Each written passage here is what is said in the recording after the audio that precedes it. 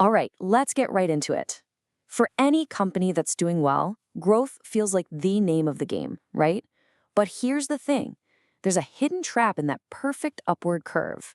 A point where all that expansion stops being a good thing and actually starts to tear down the very things that made you great in the first place. That's what we're going to break down today. The overexpansion trap. So let's start with this really powerful question. What if that rocket ship growth you're celebrating, the thing that feels like your number one strength, what if it's actually hiding a really serious problem inside your company? Let's figure out how to spot the signs before it's way too late. Okay, first things first, we have to recognize the symptom. And this is the tricky part, because the one metric everyone loves to look at, overall revenue, can create this dangerous illusion that everything is just fine. Now, this chart tells the whole story. See, on the surface, that big bar for total revenue is climbing high, and everyone's high-fiving in the boardroom. It feels amazing. But that growth is a mask. You gotta look closer. Same-store sales, the actual health of your original core locations, are actually falling apart. And at the same time, look at this. Your operational costs are getting hotter and hotter. This is the classic warning sign. You're hiding a really deep problem behind the mask of growth.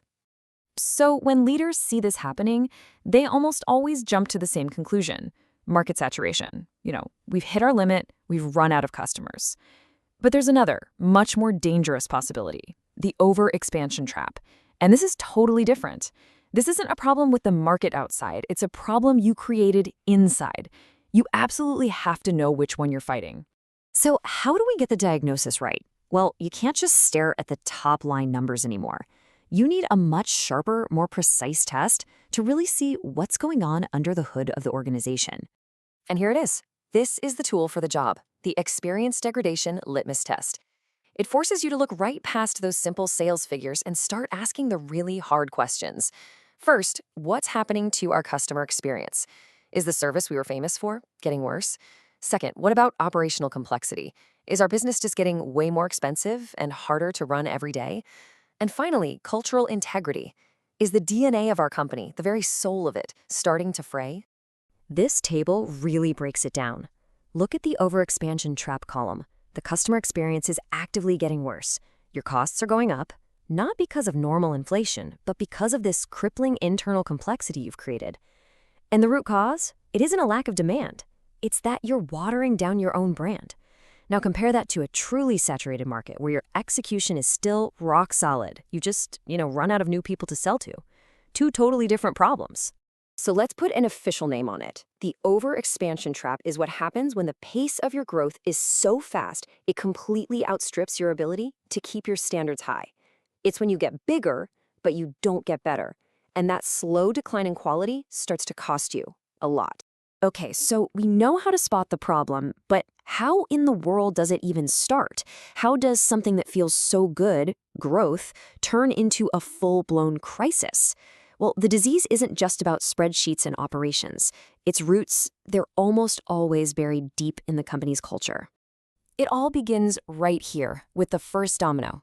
The company is expanding so fast, it's like people are just moving through on a conveyor belt. You simply cannot hire, train, and get new people up to speed fast enough to maintain the standards that made you special. Quality control goes out the window in favor of pure speed. And that frantic pace? It leads directly to the next domino, cultural drift. The focus shifts from being the best to just being everywhere. That original mission, that obsession with quality that got you here, it gets diluted.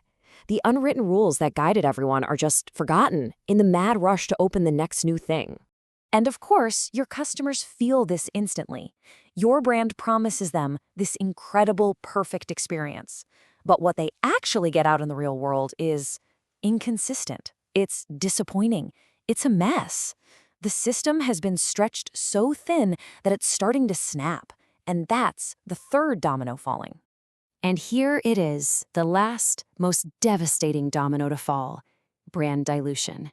When the experience isn't special anymore, the brand isn't special anymore. What was once a diamond becomes just another generic product in the marketplace. You lose your pricing power, you lose your customer loyalty, and ultimately, you lose your identity. This isn't just about lower profits. This is a death spiral into being irrelevant. This quote just nails the core mistake. It's when leaders start to believe that just being bigger Having more stores or more users is the same thing as being better or more unique. They're chasing scale at the direct expense of the very thing that actually set them apart. And listen, this isn't just some abstract theory. Just look at Starbucks in the years leading up to 2008. They were on this tear of rapid global expansion, and what happened? Same-store sales started to fall, and the brand felt diluted. It wasn't special anymore.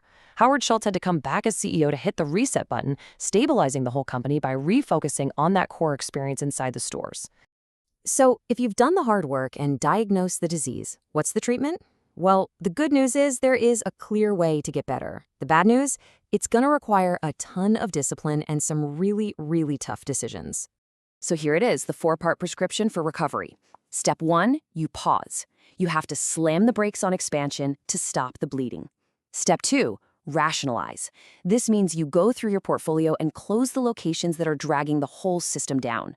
Step 3, simplify. Get all that complexity under control to bring your costs back to reality. And finally, step 4, reinvest. Take all those resources you just freed up and pour them back into what actually matters, training your people and strengthening your core business. Now, let's be absolutely crystal clear about that second step. This is the hardest part, I get it, but it is 100% non-negotiable. Think of it like pruning a dying branch to save the entire tree. Keeping these underperforming, brand-damaging locations open isn't just a drain on your finances. It's a strategic poison that stops the rest of the company from ever getting healthy. You have to do it. Okay, so you've gone through the painful treatment.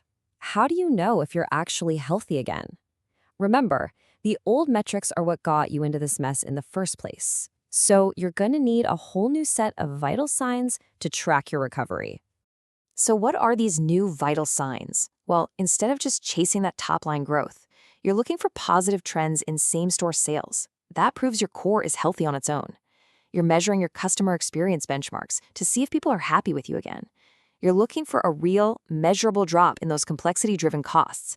And finally, you're seeing better profitability from your now leaner, much stronger portfolio. This is what real health looks like. So we end right back where we started, with a question that every single leader needs to be asking themselves. Take a really hard look at your numbers, beyond the easy top-line revenue. Is the growth you're chasing truly building a stronger, more valuable company for the long haul, or is it just a flimsy bandage hiding a deep and costly weakness that will eventually bring the whole thing down?